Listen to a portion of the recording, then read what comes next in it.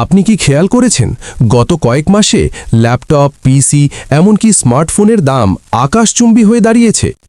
কেন আপনার পছন্দের 8 জিবি র্যামের ফোনটির দাম এখন আগের চেয়ে কয়েক হাজার টাকা বেশি? এর পেছনে কি শুধু ডলারের দাম দায়ী, নাকি পর্দার আড়ালে বড় কোনো খেলা চলছে? আজকের ভিডিওতে আমরা এমন এক সত্য উন্মোচন করব যা হয়তো আপনি আগে ভাবেননি।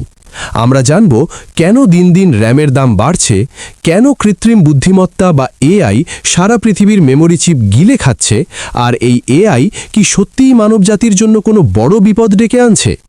সবকিছু থাকছে আজকের ভিডিওতে। চলুন শুরু করা যাক।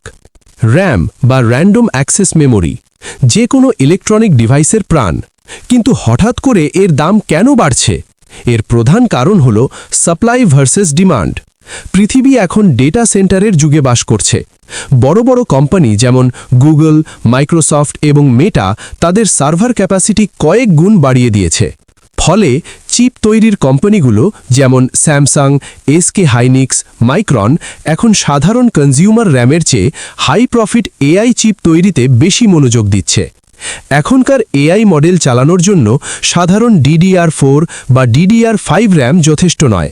প্রয়োজন হয় হাই ব্যান্ডউইথ মেমোরি বা HBM।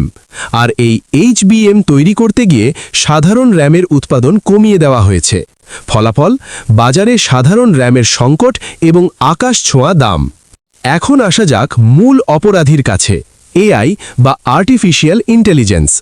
আপনি কি জানেন একটি সাধারণ চ্যাট জিপিটি সার্চ করতে গুগল সার্চের চেয়ে প্রায় 10 গুণ বেশি কম্পিউটিং পাওয়ার লাগে? চ্যাট জিপিটি বা জেমিনির মতো মডেলগুলোকে যখন ট্রেন করা হয় তখন হাজার হাজার এনভিডিয়া H100 জিপিইউ ব্যবহার করা হয়, আর প্রতিটি জিপিইউতে থাকে বিশাল পরিমাণ মেমোরি। এখন প্রশ্ন, কেন ফোনের দাম বাড়ছে?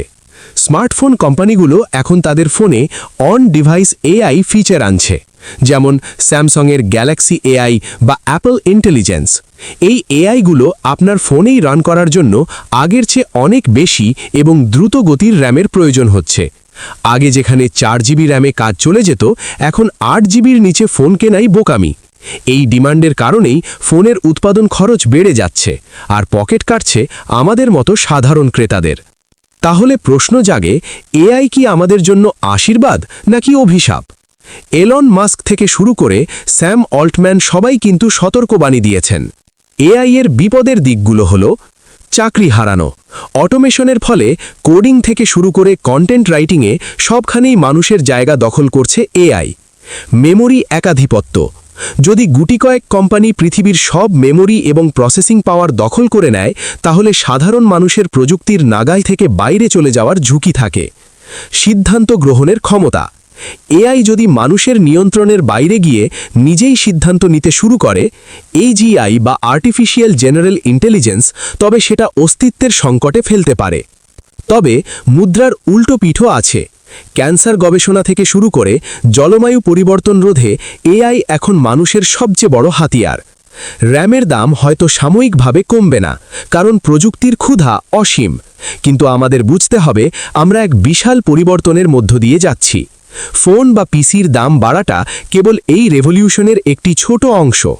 আপনার কি মনে হয়, এআই কি সত্যিই আমাদের জীবনকে সহজ করছে, নাকি আমরা এক অদৃশ্য ডিজিটাল খাঁচায় বন্দী হচ্ছি?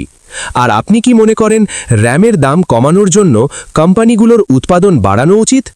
আপনার মতামত কমেন্টে জানান। ভিডিওটি ভালো লাগলে লাইক দিন এবং এই ধরনের টেক ইনসাইট আরও পেতে সাবস্ক্রাইব করে পাশে থাকুন। দেখা হবে পরবর্তী ভিডিওতে। ততক্ষণ পর্যন্ত টেকনোলজির সাথেই থাকুন, নিরাপদে থাকুন। আল্লাহ হাফেজ।